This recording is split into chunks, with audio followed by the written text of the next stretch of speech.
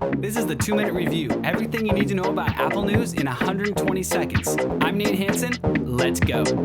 The new iPhone 6s and 6s Plus dropped in 12 regions all around the world on Friday, selling more than 13 million units in the first 3 days. That is a company record. Tim Cook gave one of these new iPhones and a summer internship to a high school student who had his life saved by his Apple Watch. Paul Huell's heart rate stayed at 145 beats per minute on his Apple Watch for 2 hours after his football practice, which prompted him to go directly to the ER where they were able to save his life. Cook also appeared on The Late Show with Stephen Colbert, saying he hates how many movies are simply being, quote, opportunistic with the late Steve Jobs' life. Aaron Sorkin, he didn't really like that. He said his team actually took pay cuts to make Steve Jobs, which is the latest movie about Jobs' life. It comes out October 23rd. Did you know that there are fake Apple stores in China? Apparently they look extremely similar, all the way down to having employees wear the same colorful t-shirts. If you're wondering, the copyright policies aren't really enforced in China the same way they are in other places around the world. They actually took pre-orders on the iPhone 6s, and while the products all seem to be legit, they jacked the prices way up to make money off the demand. It's kind of messed up. But we all know you can't copy Apple's legendary attention to detail. An Apple Watch support page on apple.com pulled off a classic rickroll this week, which, if you don't know what that is, A, that's kind of sad, and B, Siri can help you with that. The page showed a watch face with friends' initials spelling out "never gonna give you up." Sure hope Rick is still getting a fat royalty check after all these years. Remember Bendgate last year? Well, Apple has made these new phones with thicker aluminum, so it's really hard to bend them. Be sure to watch a video of 2 guys trying. Also, a drop test video shows the new glass is nearly unbreakable, but please don't quote me on that. The new A9 chip in the iPhone's got its first speed test, and it's around 50% faster than the A8 in last year's phones. Oh, and the entry-level iPhone is like 90% faster than Samsung's Galaxy S6 Edge, just for the record. President Obama hosted a state dinner, and Apple's CEO Tim Cook sat at the head table with the president, the first lady, and the president of China. And last, if you're waiting to get a second-generation Apple Watch, you might have to wait until late 2016, a report says. It also says that Apple will ship around 18 million of the watches by the end of this year, and about 45 million next year, so there's really no reason to come out with a new one just yet. This is your 2-minute review. Everything you need to know about Apple news in about 120 seconds. For Apple Insider, I'm Nate Hansen.